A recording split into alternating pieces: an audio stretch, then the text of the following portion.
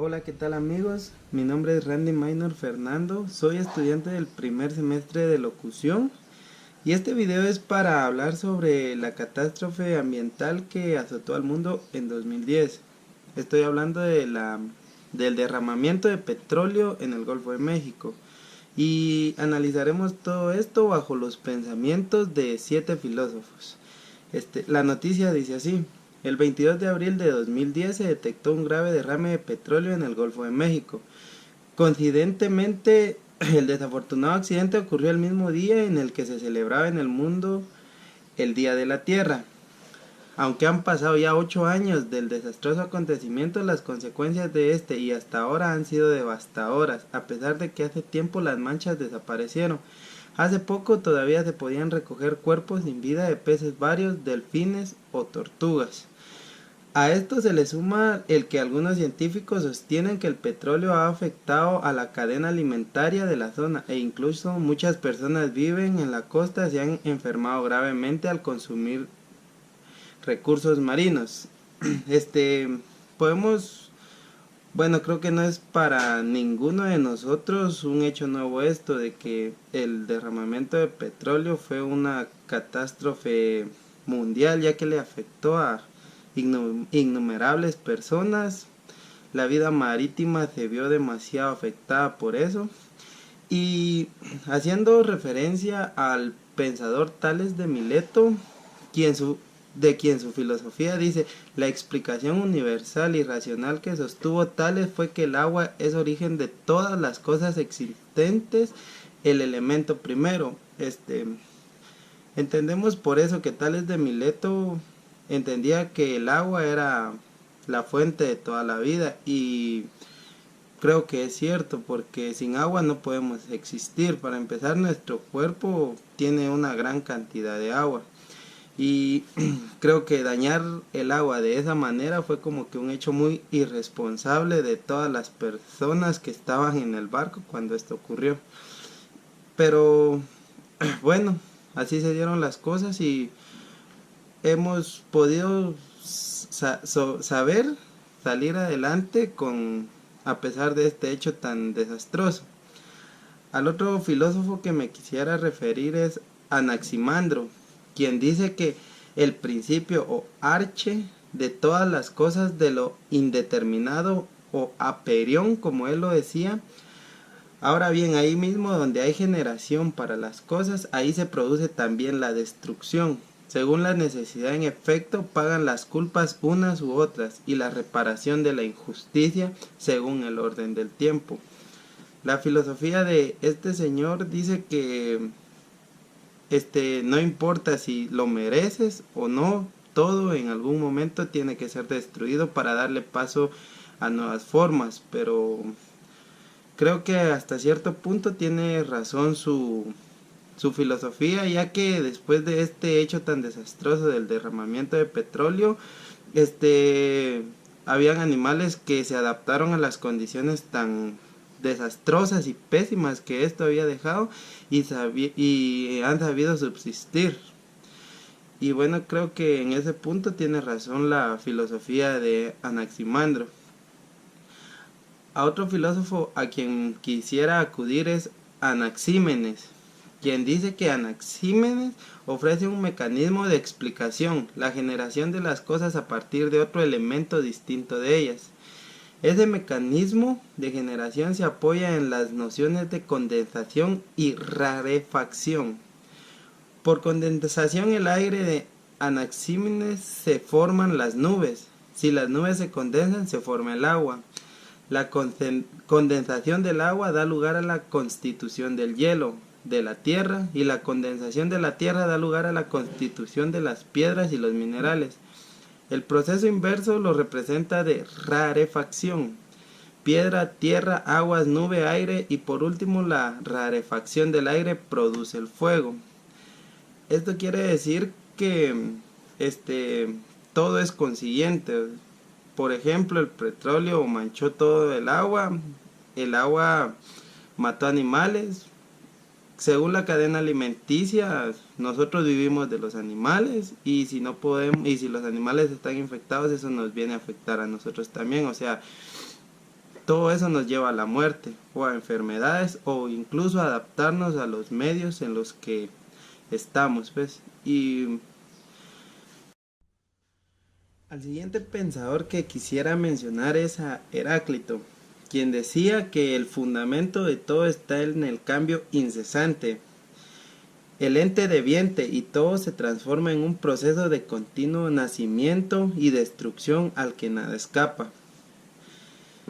Yo asimilo esto con todas las condiciones que tuvieron que pasar los animales acuáticos cuando se vieron afectados por el petróleo, ya que todo tenían dos opciones: adaptarse a los medios o morir. Muchas especies no pudieron sobrevivir a esto porque era una invasión a su medio ambiente, y algunos peces lograron sobrevivir, algunos se adaptaron a las condiciones, y a las personas que también vivían cerca de la costa tuvieron que aprender a sobreponerse a todo eso, aprender a limpiar el agua, los animales, porque tenían que adaptarse a los medios.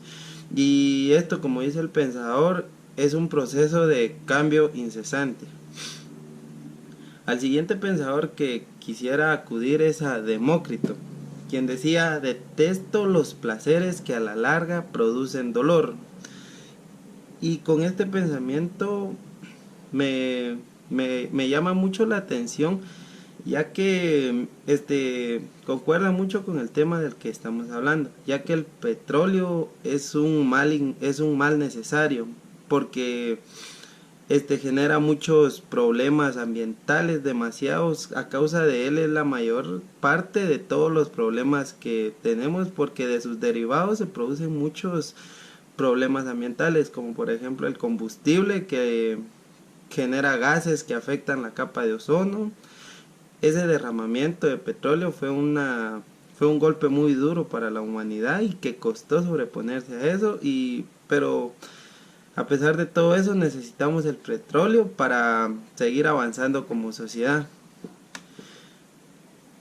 Al siguiente pensador que quisiera acudir es a Karl Marx, quien decía: ¿en qué consiste entonces la enajenación del trabajo? Primeramente en que el trabajo es externo al trabajador, es decir, no pertenece a su ser. En que el trabajador se afirma sino se niega, no se siente feliz sino desgraciado.